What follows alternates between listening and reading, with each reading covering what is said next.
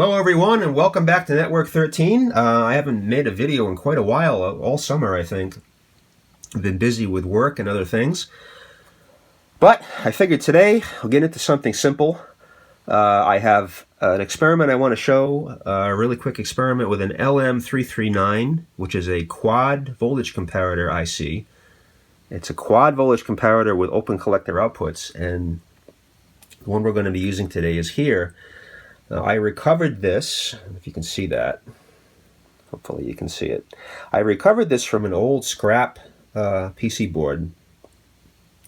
As you can see, it's a surface mount part. It's an SO package with 50 mil lead pitch. And I used a hot air pencil to remove it from the board that it was on. And I mounted it on this converter board, which takes, it's made to convert a SOP 14 or an SOP 14 package to a 600 mil dip, so that you can use it in a wireless breadboard or some other application where you need a 100 mil, the traditional 100 mil dip arrangement.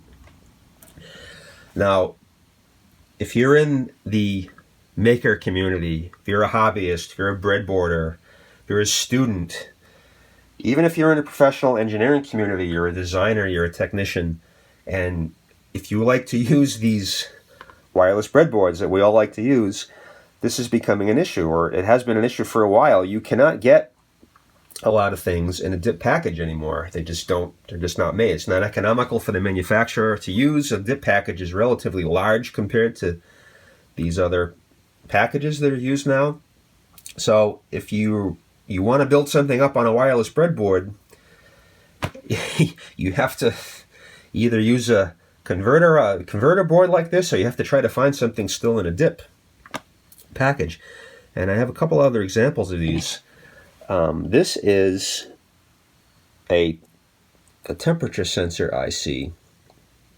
It's in a SOP 23 package, and as you can see, I mounted it on this little board, and it converts this package into a 300 mil dip footprint. Of course, I put a decoupling cap across the supply rails on the bottom here. And the other one I want to show is this. This is a double EEPROM in an SO8 lead that I also recovered from a junk circuit board, and I mounted it on this board here, which converts it to an 8 lead dip. I also added a decoupling cap to this one, but this could also take, I think, a 6 lead SOT. I think that's what's underneath. You can't really see it too well. But this is a problem. If you want to be able to use these wireless breadboards, you need through-hole components that are on 100 mil, have 100 mil pitch, and this is becoming more and more difficult to find because the manufacturers just don't want to do it anymore, and I can understand why. The dip package goes back to the 1960s, early 1960s at least, and it was a workhorse of the integrated circuit industry for forever, but its time is coming to an end, unfortunately. Alright, this is our circuit today. This is the LM339, which, as I told you before, is 4 voltage comparators in the package with open collector outputs. And what we have is a resistor ladder. We have 5 10K resistors, which are providing voltage references for these comparators. So we're going to have 1 volt here, 2 volts here, 3 volts here, and 4 volts here. And our input signal is going to be coming from this potentiometer, which we're going to be adjusting. We can adjust this input signal from 0 to 5 volts. Now, when we're between 0 and 1 volt, all the LEDs should be off. If we put our input signal between 1 and 2 volts, the first LED should be on, and the other 3 should be off. If we're between 2 and 3 volts, the first 2 LEDs should be on. If we're between 3 and 4 volts, these 3 should be on. And if we go above 4 volts, they should all be on. And this is very much like an old stereo equipment. You used to have the VU meter, which would be like the string of LEDs. Of course, they probably use 10 there, I think, instead of 4. But it's the same principle. kind of some retro tech here to show you. So we have a 5-volt supply, and I put a 2.2 mic cap just to kind of keep things quiet while we're adjusting. Okay, so I built the circuit, and my DMM right now is monitoring the input voltage, which is at 0. And as you can see, all the LEDs are off. Now, as I increase the input voltage, let's see. So, as predicted, we're between 0 and 1 volts, and all the LEDs are still off. That's what should be happening. As we approach 1 volt, come on, where are you? There we go. All right, so as soon as we go above the 1 volt threshold, the first LED comes on. Okay. Now, between 1 and 2 volts, we should only have 1 LED on. So far, so good. And, whoa, here we go. Oops. There we go. 2 volts, more or less. 2 LEDs are on. Keep going. Between 2 and 3, we should only have the first 2 on.